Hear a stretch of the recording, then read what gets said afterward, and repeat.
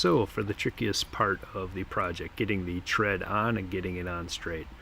Start by laying it out flat, making sure that it fits between the uprights, and if it doesn't, go ahead and take a nice sharp scissors and start to trim off the edge.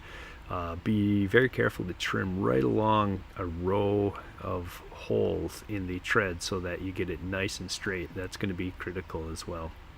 Once you get that done and it fits, you wrap it around till it's snug but not too tight, and you want to make sure that you align the ends up with a row of holes. So that you have a row of holes on the top piece and on the bottom piece aligned as perfectly as possible. Draw a mark, and that is where you're going to glue it. It's easy just to throw another stick, if you have one underneath, to catch the glue going through. You don't want to glue it to the lower part of the tread. Align those holes up over the line that you just drew. Get it as straight and neat as possible. You don't want to use a lot of glue, just enough to get it glued. And then I'll use that stick to prop the track up off of the bottom of the track just to allow it to dry without it sticking together. When it's dry, go ahead and cut the excess tread off. It would probably be on the inside of your track. Now we're ready to put it in. If we squeeze the vehicle together, you're able to slide that track on over the wheels, and then you can actually push it back out and get it tight. And this is where you can test the alignment. See that the track is skewing off to the right. And there's a number of things you can check: straightness of the wheel, straightness of the tread. If the axles are parallel, you can adjust those base craft sticks that are in the rubber band.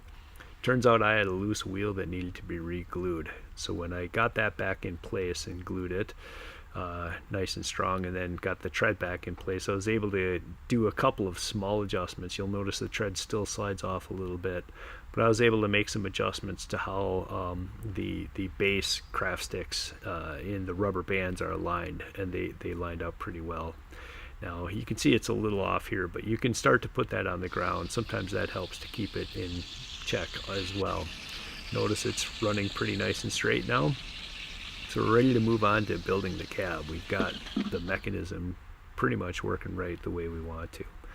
So I've included a template that you can use to start with a cab. You do not have to use this. You can certainly take all the creative license you want. There's a lot that you can do with this.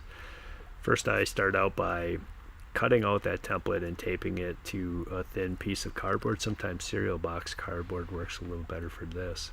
Now if you take the edge of a scissors and you crease along the red lines on the template or on the printout, that makes it really easy to fold that cardboard in nice, neat, crisp edges.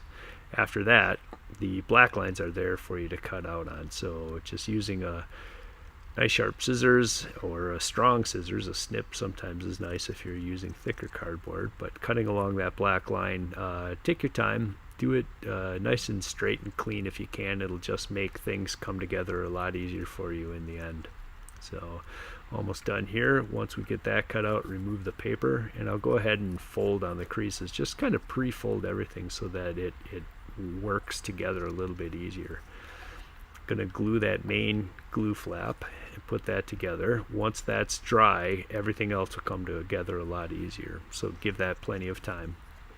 And then there's 3 flaps on each side. Go ahead and glue those, and those have to be worked in underneath the rest of the body of the cab. And go ahead and push that in place and then glue the other side.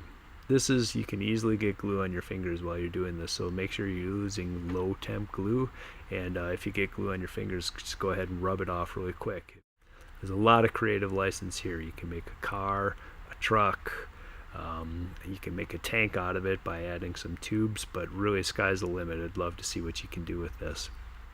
So once you have your cab or the rest of your vehicle done, it's pretty easy. Just go ahead and glue it right to that stick that you clipped onto the top above your track, and then you'll have a completed piece.